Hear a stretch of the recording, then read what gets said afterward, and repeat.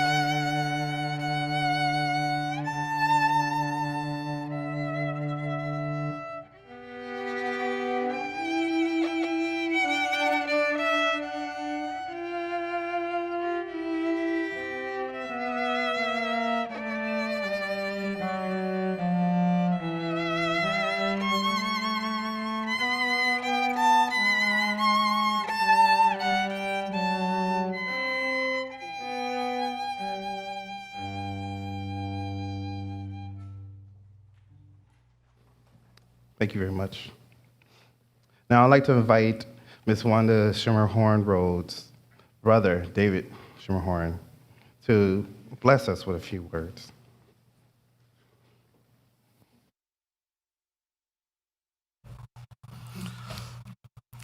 Hi. On behalf of my sister, Patricia Schermerhorn, myself, and my nieces, Corina Weiss and Shireen Amador, They're responsible for putting this event on, and we thank them from the bottom of our heart. And as you can see, they worked very diligently for the last 3 weeks on this event, and we salute you. To honor my sister today, I would like to share with you some of my memories of her, some of my thoughts, and some of my feelings.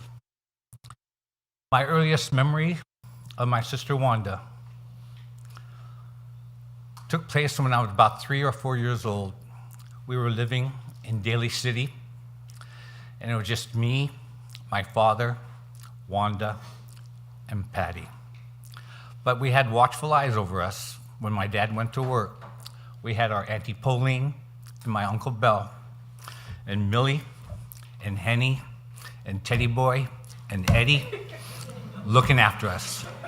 They said we ran the streets of Daly City wild, and we did, but we came home at midnight. If I found a genie that gave me one wish, that wish would be for my sister not having to grow up so fast. When we left Daly City, we moved to Pacifica, and she continued to take care of me. But there we were raised by my grandmother, Esperanza Schermerhorn, the most beautiful grandmother one could have. My Auntie Grace, my Auntie Jessie, they watched over us. With my sister, we grew up, and like I said, if I had found a genie that gave me one wish, it would be that she didn't have to grow up so fast. My dad depended on her so much. At the age of 15, she took control of all his finances and paid his bills each and every month. That was at 15 years old. At 18, she got married and gave birth to her first child, Shireen Amador. I lived with her in Fairmont. I lived with her in San Bruno, and I lived with her in Fremont. I have spent the last 40 years living with my sister, and that's not bad because my dad lived with her sister and her other sister all his life. Like I said, she gave birth to Shireen. I went into the service, and I haven't seen her for the next 4 years. When I got out of the service, I lived with him in San Bruno. I want to share with you some of the memories I have from our high school days, because when I went into high school as a freshman, she was a senior, and she was very athletic. She was one of 6 cheerleaders, and I got to say, these 6 cheerleaders were the most prettiest girls in our school, and I was so proud of my sister because she was one of them. My friends would say, "That's your sister?" Yeah, that was my sister. I'd have to admit that Wanda was probably the smartest of the 3 of us and the most mentally tough. She was defiant, she was strong, and I think she passed that on to both Patty and I. Her defiance, I remember her, my aunts never laid a finger on us throughout all our youth, but my sister Wanda, being as defiant as she was spanked a couple of times by Auntie Jessie, and I can remember her saying, "Go ahead, hit me again." That's how defiant she was.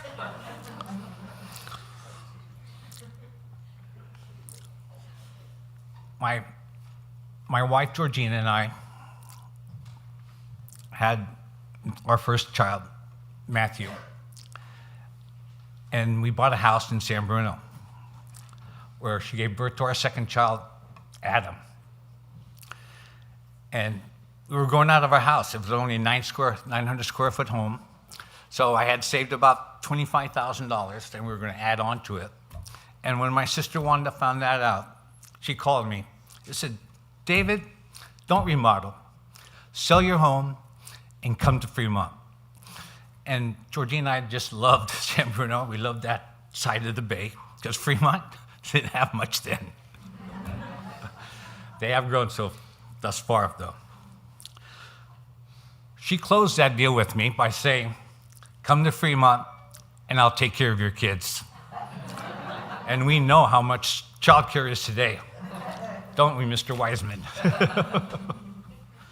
Excuse me. So we moved to Fremont. I bought a home about 1.5 miles from her. I drove my children to school. She picked them up. And by the time we picked them up from school, we went back to the house and dinner was ready for us. So I got free babysitting, free meals from my sister Wanda. She always took care of us. And I owe her a lot. Unfortunately, my wife and I divorced, and I moved in with Dan, where I spent the next 25 years until the day she passed. She came into this world on May 30th, 1948, and we celebrated her 75th birthday 5 days ago.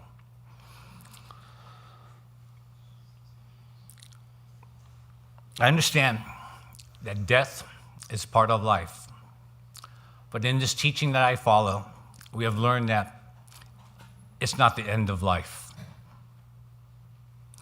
We are spiritual beings having a human experience, and because of that, we are eternal as God is eternal.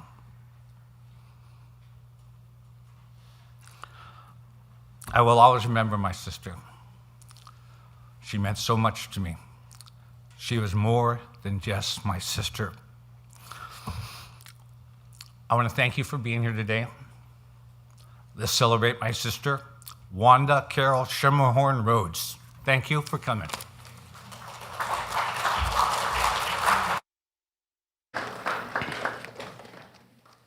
Thank you, David. Now we have the words of Ms. Patricia Schermerhorn, read by Matthew Schermerhorn.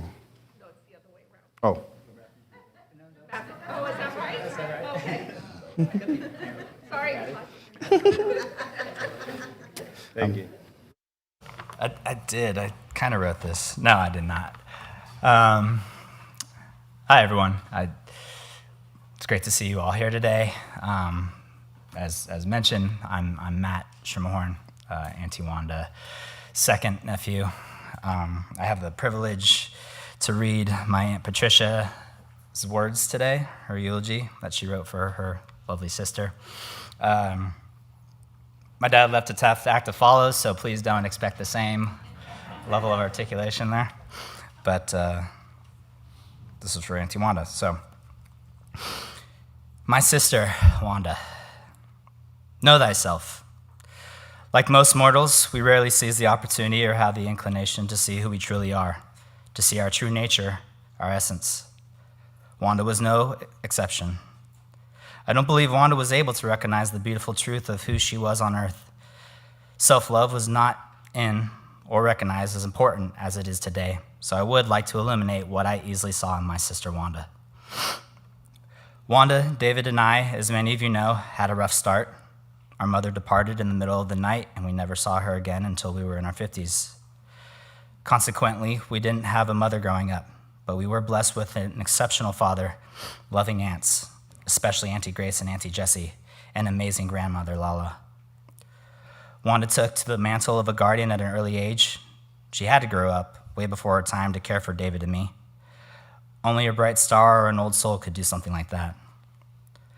Wanda was happily married to Dan Rhoades, the love of her life, for over 40 years. They traveled the world together and had many cool adventures. Wanda especially loved Africa. Wanda had an enormous love for babies, so if there was ever a babysitting gig needed, she was the first to volunteer. She was such a natural nurturer, a giver of such good love. Wanda raised 7 girls and 1 boy. My son Morgan called her mama too. I didn't mind because she deserved it. Wanda was small in stature, but her arms and legs were long for her size. Her hands revealed both skill and grace. Dancing came easily to her. Her body and natural rhythm were beautifully aligned. She was limber, strong, and balanced most of her life. She carried the soul of an artist as she knew we are here to create. Wanda was pretty and beautiful at the same time. As youngsters, Gilda, Terry, Tina, Wanda, and I took ballet classes together. It was apparent that Wanda had the most talent, so she was immediately given the solo role for our much-anticipated recital. The evening of our performance, we discovered our costumes were a different color from the other dancers. As a solution, they put us behind these huge plants on stage so the audience couldn't see us, but we still managed to dance our hearts out, while Wanda took center stage and danced like a gazelle. When growing up, Wanda and I spent most Saturdays in our imaginations dancing and playing various characters in a game we created called Alley. We were also hams, so we danced and sang at our family gatherings and at various schools. We played well together and never bored of each other. In high school, Wanda was the most admired cheerleader. She had many friends who took a liking to me because I was Wanda's sister. I can't tell you how many times I was told by a teacher, "Why can't you be more like your sister?" I wondered that myself. Regardless of Wanda eating like a bird, it didn't stop her from being a great cook. She cooked with the same ease and grace for 6 or 50 people. Her Thanksgiving and Christmas dinners gave the barefoot Contessa a run for her bolognese, and her Christmas tree decorations made Neiman Marcus's tree look amateurish. It was just one of her many talents and specialties. She also gave great parties, as many of you will attest to. Wanda, being a true Gemini, had the kind of intelligence that often surprised you. She even did her crossword puzzles in pen. I recall one morning in the early 1980s, Wanda was having a technician install Dolby surround sound in her happy room, as we often called the family room. After watching the technician fumble through numerous wires for over an hour, Wanda finally stepped in and said to the young man, "Please step aside, I'm going to help you." I then saw Wanda connecting all the wires as if she were the technician, and within 10 minutes, voila, she had surround sound. The man was astonished, as was I. Wanda was a gambler, not that it was an addiction. It came from knowing she would win. It was rare if Wanda lost in Vegas or anywhere for that matter.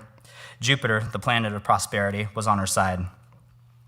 Perhaps that's what made Wanda generous to a fault.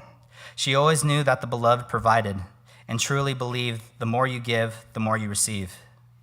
My idea of enlightenment is how selfless one is. My sister Wanda was selfless in everything she did. Her home became known as the Rhoades Hotel. She would take in anyone having a hard time. Wanda loved people. I'd like to mention Wanda's psychic abilities. The word psychic, by the way, comes from the Greek word psyche, meaning soul. Wanda trusted the natural intelligence of her inner compass. One morning, while having breakfast, Wanda casually said to me, "Pack your bags, you're going to Chicago." I ignored her prediction, but not even 3 days later, I was on a plane to Chicago. Once we took a class on developing our intuition, and the teacher passed around a woman's watch. Most students received general information, which was mostly wrong, but when it was Wanda's turn, she said without hesitation, "This woman has stomach cancer." The teacher responded, "You're right, she's in the hospital now." I believe because of Wanda's so-called psychic or soul awareness, she was in touch with dimensions most of us ignore. Wanda loved nature, especially the nature beings of the fairy kingdom. She collected fairies in all shapes and sizes. Many, who knew her well, said Wanda reminded them of Tinkerbell. She certainly was the size of Tinkerbell, small but mighty. There was something magically enchanting about Wanda that you could not help but notice. I believe many of us have felt this way with Wanda's fairy dust. God forbid if you ever put a nickel into Wanda. She was notorious for telling stories, starting in the middle, working towards the ending, and finishing at the beginning. You hung in there hoping it would make sense as she moved along. But once Wanda realized she had lost her audience, she would laugh at herself. I've always felt laughing at yourself was a good sign of wisdom, and Wanda laughed at herself often. Her stories were one thing, but her aphorisms made you want to think twice because she said them with such conviction. Allow me to give you a few examples. He who hesitates is lost. Wanda's version, he who hesitates is slow. If you want a thing done well, do it yourself. Wanda's version, if you want a thing done well, pay somebody. 6 of one and half of a dozen of the other. Wanda's version, 6 of 3 is better than a dozen of nothing. And my favorite, to err is human, to forgive is divine. Wanda's version, to err is human, to forgive, it must have been your fault.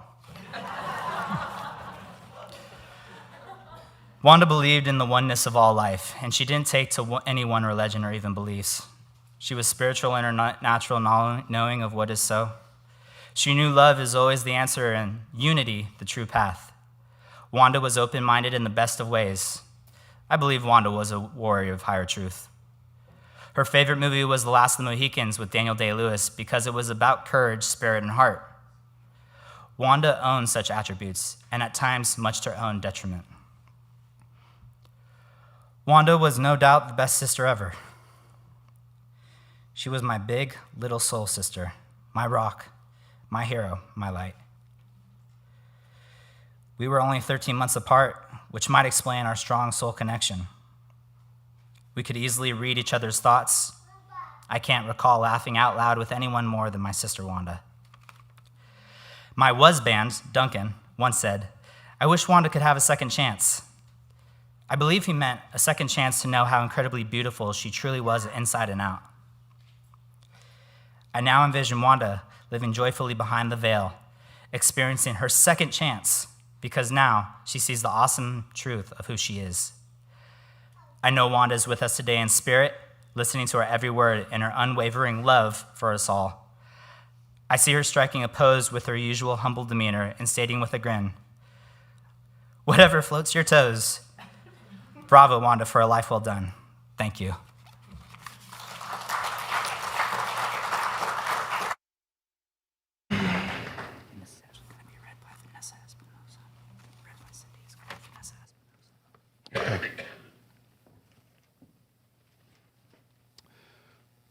So the next one will be written by Vanessa. It is Cameron Kainer-Stauffer, read by Vanessa Espinoza.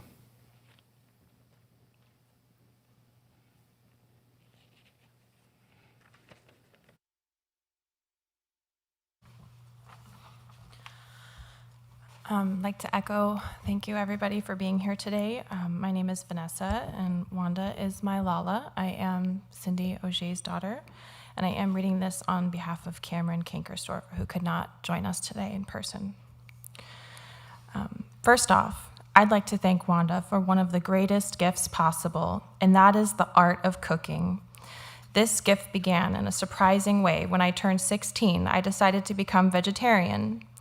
Like many teens before and after me, this was announced loudly one night at the dinner table without any other plan. Wanda cocked her head, narrowed one eye, and calmly said, "Fine, I'm not cooking anything different for you. There's rice and cucumber salad. CJ." Those, you see, were staples at almost every dinner, and that is exactly what I ate every night for dinner for 6 days. On the 7th day, they say that God rested, satisfied with creation. On my 7th day, I was miserable, and it was clear that I was going to have to learn how to cook.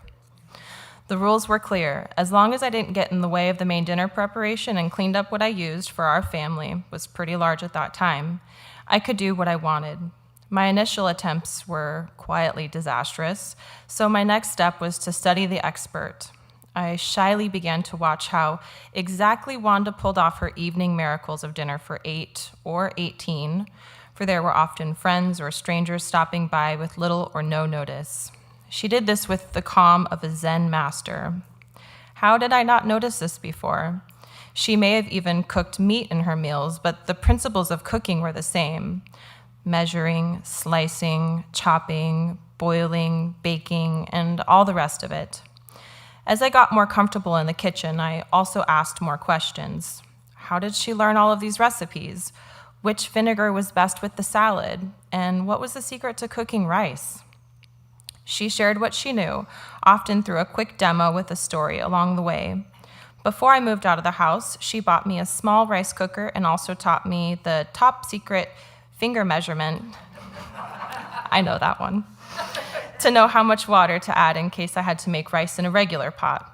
I moved often, and that rice cooker didn't last past the 3rd move, but the finger measurement trick turned out to be one of the most valuable culinary lessons ever. When I moved overseas and wanted to impress my new in-laws, I decided to learn how to make pie and cheesecake. Austrians are known for their desserts, but not pie and cheesecake. Wanda shared recipe tips and recommendations over telephone and 10 time zones. When I flew back to California for a summer visit, Wanda taught me how to make a proper lattice top pie crust. It was also that summer that I realized, although she had multiple cookbooks and cooking magazines, she rarely cooked from them. They merely served as inspiration points. She could reverse engineer almost any recipe and substitute or change steps or ingredients on the fly. This skill was also invaluable when I returned to Austria, where ingredients could differ wildly. Wanda was also a St. Francis in the kitchen, slipping bits of food on the slide to any house pet that happened to cross her path while cooking. Cats would do their best to charm her, dancing and purring figure eights around her legs while she cooked. Dogs managed to yip, tail wag, smile, and give their best impression that they were starving, in hopes that a morsel of meat would land accidentally on the floor. She managed to sidestep the animals getting in her way, slip some food to them, and keep on cooking in a blurring ninja motion between refrigerator, stovetop, oven, and kitchen table. At some point, Wanda and I developed a taste for Indian food. She was also a famous nibbler, rarely eating everything on her plate. When I visited, we would sometimes go out to Indian buffet for lunch. I would find the places that had the most dishes with the hopes that she would nibble enough from each to approximate a regular meal. The ability to see each dish and try a little worked like magic. She would have seconds and sometimes thirds for the things she liked. We had a lot of fun figuring out the best places to try. During the height of this period, I told her that I would make Indian food for dinner on Mother's Day. Indian food is known for having many dishes at one meal. I got in way over my head and ended up spending the entire day in the kitchen. At one point, I started a small fire in the oven, trying to broil the naan bread properly, and ran out of pots and pans. In Wanda's kitchen, running out of dishes was a dubious achievement. The kitchen looked as though a curry-lace bomb had exploded everywhere. I set Wanda down at the table that evening, put out the food, and reassured her that I would indeed clean up everything, including the oven. She relaxed a little and enjoyed the meal. We chatted about some of the recipes and how they compared to what we had in the restaurants. My cleanup went past midnight, but it was so worth it. On one of my last trips to Fremont, Wanda preferred to stay upstairs and no longer spent time in the kitchen cooking. We still talked about food, however. I asked her about cooking bitter melon, ginseng, apalaya, and to my surprise, she got very excited. I'll show you. Now, here's what you have to get at the store. I got very precise instructions about which stores to visit and how to pick a good bitter melon, too. When I got back, she was waiting downstairs. We made 2 versions, one with meat and one with eggplant. And just like in the earlier days, she shared stories while she was cooking, and it was clear that this recipe was very dear to her. She talked about her Lala and watched her cooking in the kitchen. Some dread the taste of bitter melon, and she admitted that for this reason, she had not cooked it often, but she really liked it over time. She enjoyed a large helping, which made it even more special. Some cooks guard their best recipes and keep them secret, like a dragon hoards gold, but not Wanda. There is a saying, if you give a person a fish, you feed that person for a day. If you teach that person to fish, you feed that person for a lifetime. The same applies to the art of cooking. Thank you, Wanda, for sharing your knowledge and love of cooking so generously with me.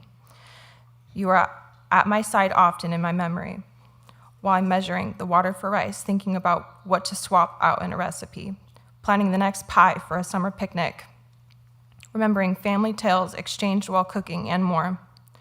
I'm only now realizing what a treasure you gave to me over the years following along in your kitchen. I may not want to catch or eat a fish, but at least I know how to cook one. The real treasure is that you are in my heart in my own kitchen. Thank you.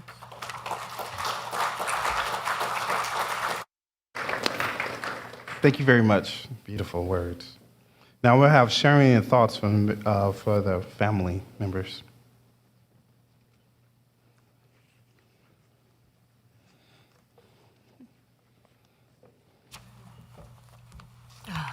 Okay.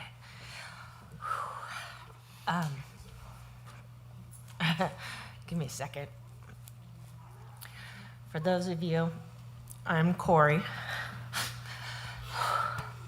This is gonna be hard, but I'm gonna get through this. I was up till midnight working on this.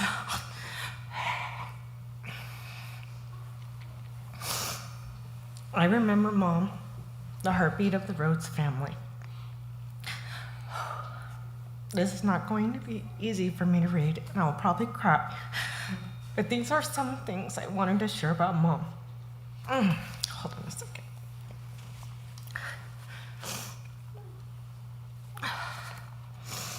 I was first introduced to Mom when I was in the 6th grade.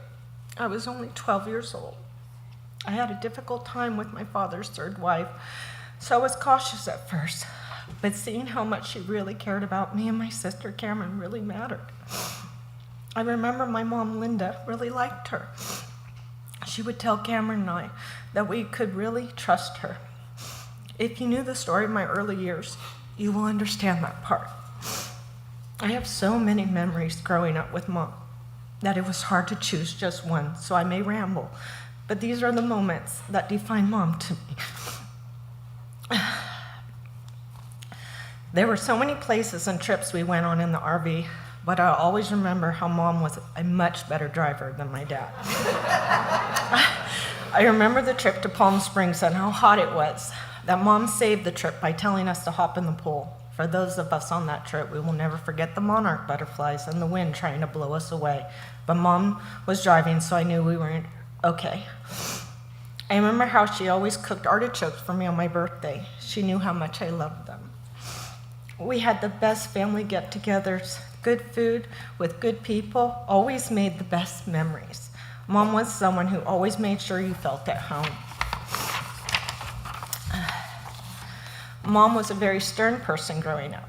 She had a house full of girls to raise. Not an easy job for her to do, and my dad was definitely not easy to deal with either. He would require her for everything. I can still hear him saying, "Wanda, Wanda, Wanda." I will never forget when my dad got his first cell phone. He was calling every few minutes, asking where's Mom. We used to answer the house phone saying, "Hello, Grand Central Station, Rhoades house." My dad couldn't do anything without Mom, and I mean anything. They were glued together like 2 peas in a pod. I have so many memories of the years with both of them. When my mom passed away when I was 14 years old, I remember coming home after my dad told me and sitting in the happy room, family room, thinking about my whole life ahead of me and not visually seeing a mom in it. I said, who's going to be there when I get married or when I have kids? I saw my life without a mom at that time because I was grieving. But let me tell you that Mom was everything to me. She taught me how to cook, drive, be a better person to myself, and how when things got hard for me, she always knew what to say to me to help me understand. I made a lot of choices in life that were not always the best, but Mom knew how to guide me and get me back on the right path. She always told me to stand in my truth and it will set you free. She was the only constant thing in my life. In my first marriage, I eloped, and when she found out, she still threw me a huge party to celebrate the occasion. She had her doubts about the relationship, but knew I was very determined and wouldn't listen to advice at that time in my life. She still embraced it, knowing how she felt. When I came pregnant with my firstborn, she was my Lamaze coach and would drive to Sacramento 2 times a week to be there for me. When I went into labor in the middle of the night, she called my sister Shereen and said, "Come on, we gotta go. Corey needs us." She was so loving to me because I was not doing well with the contractions. I was having triple contractions and my unborn child was going into stress and I had to labor on my side because his heart almost stopped. All I remember is her love for me, and I do not know how I would have done it without her. When my marriage turned bad, I remember how I was so scared to call Mom and Dad and tell them I needed help. Dad put Mom on the phone, and she was there for me through everything. I was literally a wreck, and Mom took charge, and I knew that I was in good hands. She was my savior in so many ways. I was at my lowest of lows, and I leaned on her so much because I was so scared. Mom had a strength like no other. She knew to never cross her. She would never forget anything. Seriously. You didn't cross her. When I met my current husband, Bill, she warned me that I was going too fast, but I knew something was different this time around. I told her how much she cared for my son, and I could see that she trusted that. This time around, I did the time, and 2.5 years later, got married. Mom planned the whole wedding. She was amazing. I knew she had a love for gambling at the casinos and was a really good winner, too. That's why we got married at Caesars in Tahoe. Again, when I got pregnant with my second child, Mom was there for me through everything. She really loved being a grandma. I feel it was her second calling. She really loved all children. She would change her voice to sound like Donald Duck and talk to the children, and they would giggle and laugh. She came alive each time they were around her. As the years went on, Mom and I grew closer and closer.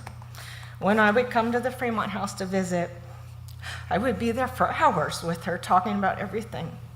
Time would always fly by, and I'd always be so sad to leave, but knew that we had the best conversations together. Reflecting on how I was a challenge to her when I was younger, but how much I changed over the years, and would tell her it was all her guidance she gave me. The holidays were her thing. Thanksgiving was always my dad's birthday time, and she made sure it was a feast from start to finish. She was in the kitchen all day long. Christmas time was where she shined in her decorations and presents around the Christmas tree for all the family and grandchildren and everyone who attended. She always made sure to give us a 1-pound box of See's chocolate, nuts and shoes. Gift cards to the movies, too. Boy, did they love going to the movies. When my dad's life was starting to change, Mom called and informed us, and I remember her telling us that they were going to do whatever to help him. I told her, let me know what I can do. I knew this time was very hard on Mom because she didn't like seeing Dad like this. As a family, we all came together to help her out with his final care. I know when Dad passed away, a huge part of Mom was gone too. I would come over to visit her, and she wouldn't leave the bedroom. I know why she stayed. I understood her love. When Mom moved into Shireen's house, she was doing so much better. Quit smoking, gave up soda, and was gaining weight. I really felt Mom was going to start her new chapter in life. One of the last things I asked Mom was, Mom, if you could be reincarnated, would you come back as? She told me with a smile on her face, a fairy. I asked her, what kind of fairy would you want to be? She said, like me. Just like that. This was when I knew Mom was exactly who she wanted to be.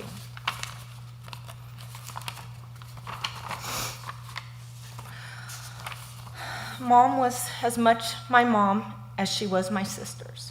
I told her every day how much I loved her. I tried to take care of her as she had taken care of me. I wanted to spoil her like she spoiled all of us. She was the most important person in our family, and a huge part is missing. But I know she is at peace now and isn't suffering anymore. We have another angel watching over us, and most importantly, she was with my dad again. I will always have my memories of Mom, and I would not be the woman I am today without her influences and guidance. I love you, Mom. I hope to make you proud every day I'm alive. I miss you, Mom. Thank you for loving me so much. Your daughter, Corey.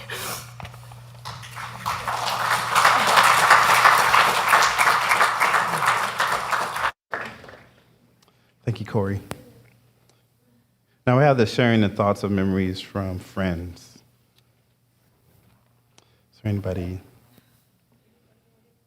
We're passing the mic around, so if there's any sharing thoughts of memories of Miss Wanda.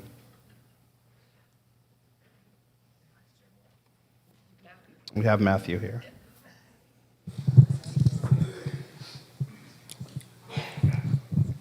I'm back.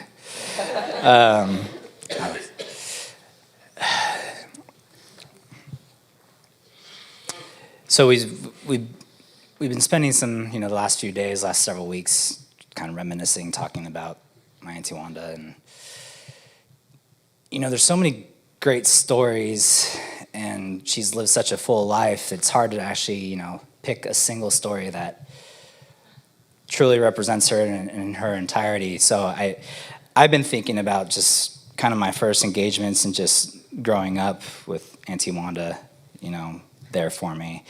I remember, I think I was 3 or 4 years old, and it was for Christmas time. And at that time, Transformers, Teenage Mutant Ninja Turtles were huge, and she got me the new Teenage Mutant Ninja Turtles VHS movie, and I knew I seen her before. I didn't know exactly who it was, being 3 or 4 years old. But I'm like, she's special, and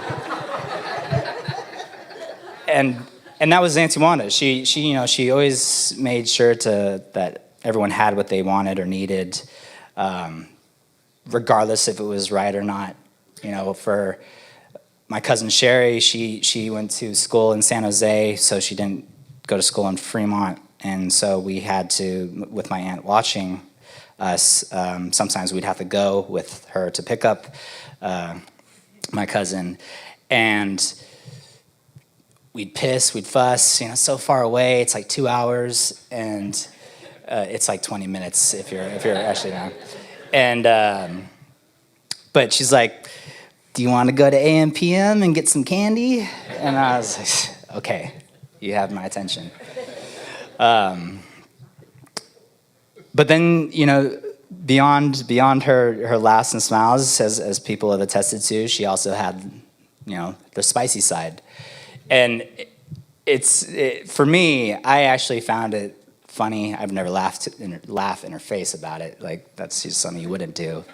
And hate to put my cousin Morgan as an example, but usually it was spicy towards him, and usually I'd sit there like, ooh, what's happening?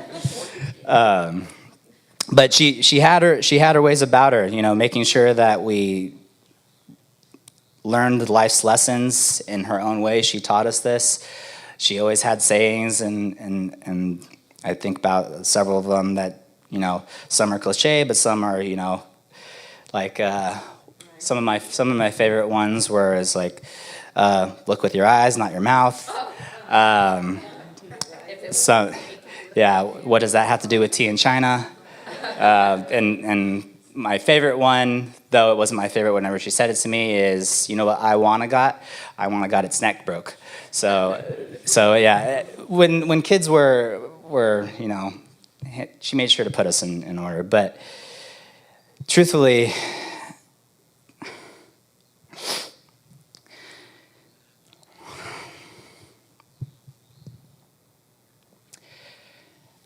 I had a lot of resentment towards her these last several years, and I never knew why. I felt that she gave up, but then I kind of reflected on it all, and I think it was more she had always been a fighter.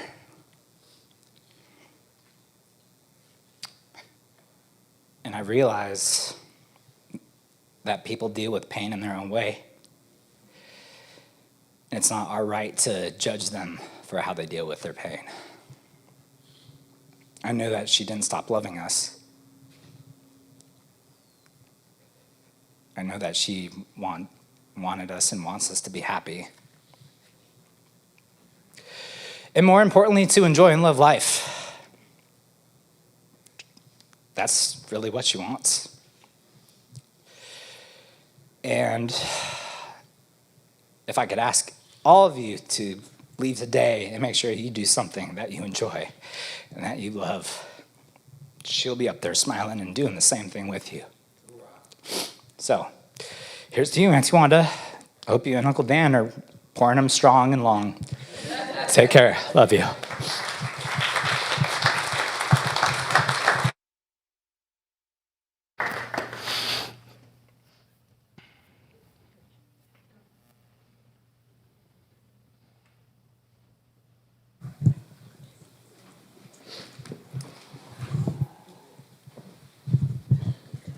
Oh, man. All right. Well, I'd sat down several times over these past few weeks trying to think of something to write. And every time I did, I couldn't. So I'm just going to try and bear through it and, just share some of my favorite memories of my grandma. The first memory that I have is she came to Arizona to pick me up. She picked me up. She's like, "I'm taking you home with me." And then she brought me back to the Fremont house, and she brought out all these food for me. And I was very meticulous as a child. I'd always set up all of my toys along the edge of the table.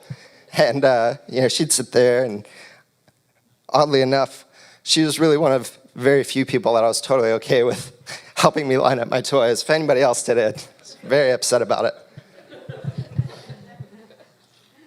There's been a lot of memories shared of her today about how she used to be very fierce, and you don't cross her. And I feel like when I came around as her grandson, I didn't get a lot of that. I heard all of the stories for sure. One that always sticks clearly in my head is Morgan refusing to take the trash out, and her taking a garbage bag and wrapping it around his head, saying, "You're taking this trash out." Yeah, I didn't get anything like that. What I got was the bubbly, foamy part of the soda right after she poured it, or the cool side of the pillow after a bath, my ears cleaned. So I definitely was spoiled by her as being her grandson. She's taken me on many adventures and has shown me a great love of travel. She took me and several of my cousins, my aunts and uncles, across to Nebraska, where I saw one of the most beautiful 4th of July experiences I've ever had.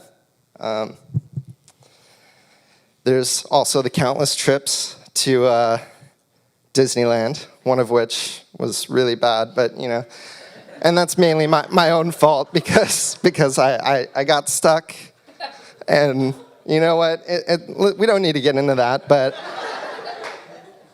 she was right there after to get me new clothes and some ice cream to make the happiest place on earth that much happier. It's not a thing that I don't love about my grandmother. She taught me a lot, and something that she'd always say in really hard times like this is, "This too shall pass," and we're all in this together. So I just want to say that. Thank you all for being here.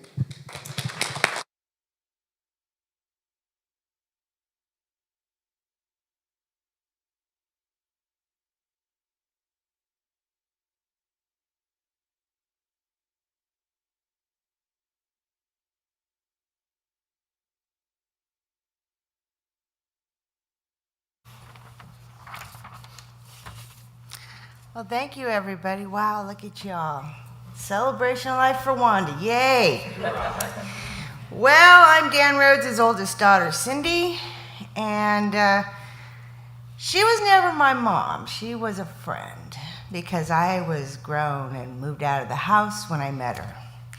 So I got to see a side of Wanda that my younger siblings didn't get to see. I got to see the fun side, the sassy side, the side they weren't supposed to see.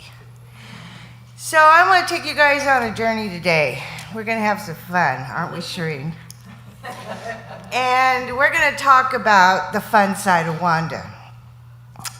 Some of my best memories with Juan, and that's how I knew her, was Juan, not Wanda, was we took a cross-country trip with her and Shireen. And we went to Omaha, Nebraska in the wintertime. There wasn't a day on that trip that wasn't adventurous, humorous, never a dull moment, and a total great experience. I still to this day think of that trip and laugh to myself that we did it and had a great time.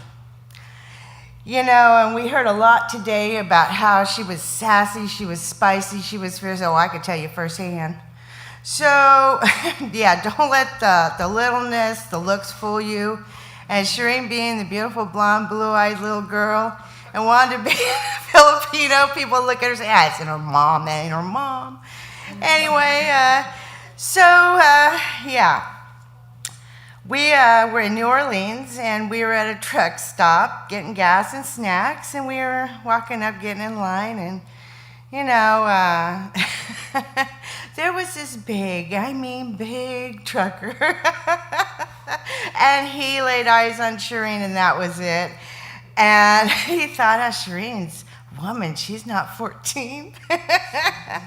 And so when Juan told him to leave her daughter alone, he looked at her like, yeah, right.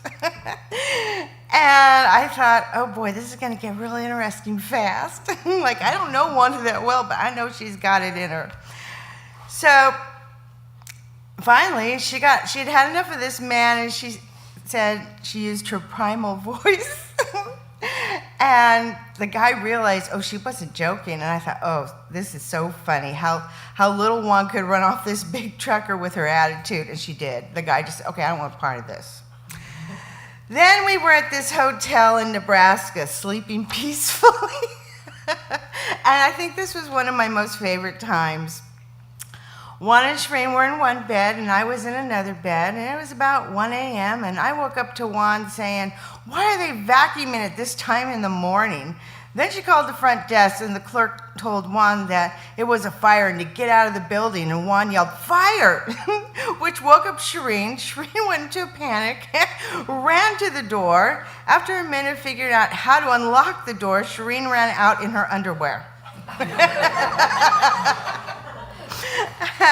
And I totally was awake at this point. Me and Juan got Shireen back in the room, thank God. And we got our robes on, our shoes on. We went downstairs, and we were standing outside in the snow with hundreds of other people, and it seemed like watching the firemen doing their job.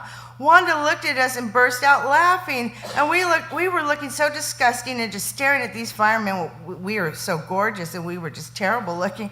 And she told us how we looked. We immediately stopped staring. That was one of many fun times on that trip. And like you all have said today, she was had a very magical side to her. I remember one of the fondest memories also is she got all of us girls together, and we were jazz dancing. And that was so much fun. It seemed like there wasn't anything we couldn't do with her as long as she was there leading us. And that was a very fun time that we shared with all the men in our lives on Father's Day. I feel so blessed to have spent time with her in the kitchen, where she taught me several great recipes. Man, that woman could cook. I especially remember Juan for her beautiful smile, especially when she would be cooking, and she would put on this holiday feast, and she would look her best at the same time. She was truly, truly magnificent and had so much class to her. Even though we knew this time would come, there's no way to prepare your heart. I love you, Juan. I miss you every day. May you rest in peace, beautiful lady.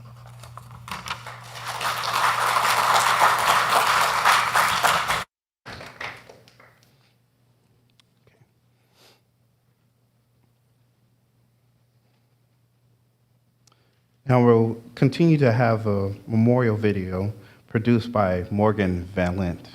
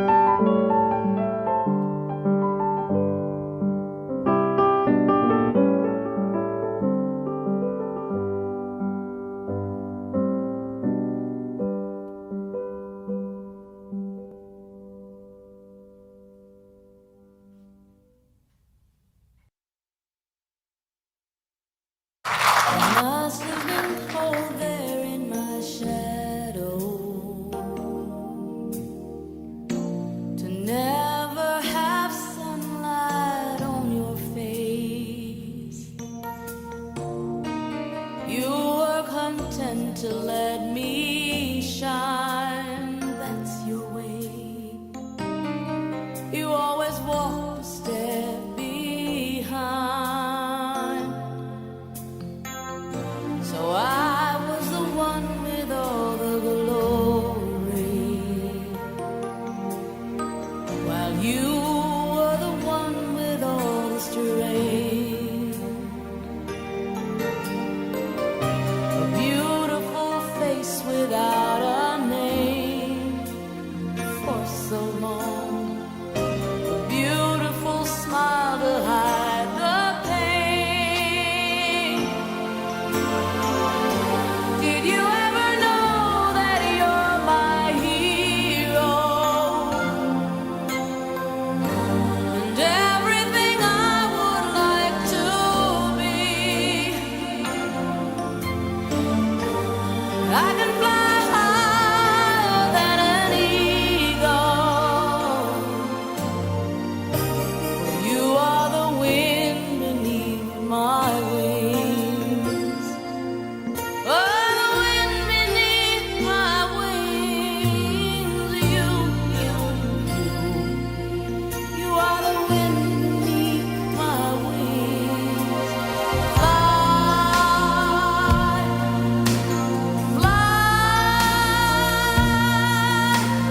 fly away. You let me fly so high. You, the wind beneath my wings. Oh, the wind beneath my wings.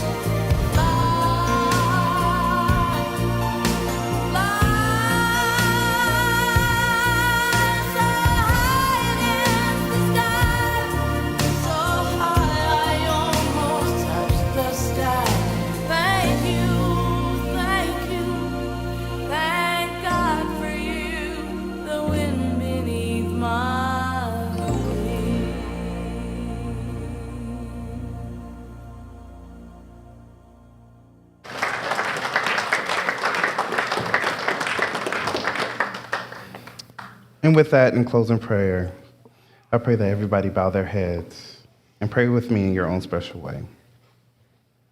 We want to thank you for the sharing and appreciation of the greatness of Miss Wanda Schermerhorn-Rhoades. We say to you, well done.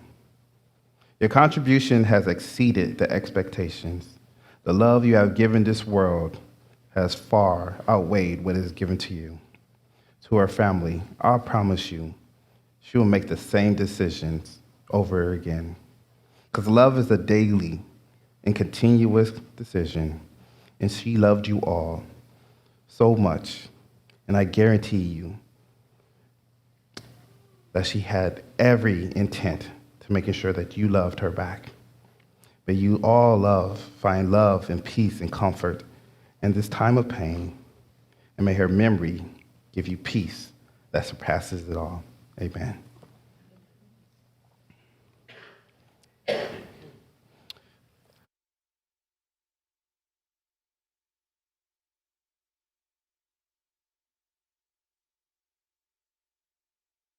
Just wanted to thank all of you for coming and celebrating my mom's beautiful life. As you know, she had the biggest heart, and she'll always be with us. And just a little backstory. The second day after she passed away, I was asleep. My girlfriend was laying next to me, and I started to whimper in my sleep. And Amy reached over and grabbed me on the shoulder to wake me up, and I was kicking my feet because somebody was pulling them. And I first of all, she told me she was always going to haunt me. So,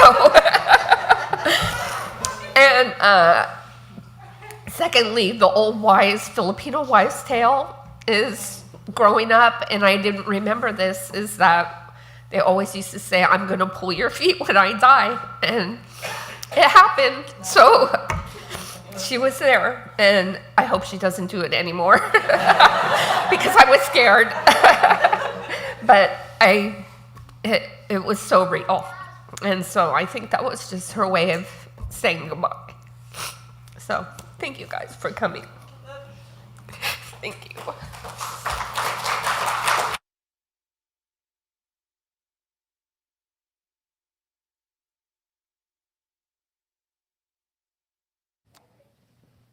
We'd like to invite everybody out for refreshments in the back. And this concludes our celebration of Miss Wanda Rhoades. Thank you very much. Party for Aunt Wanda. Time to party, huh?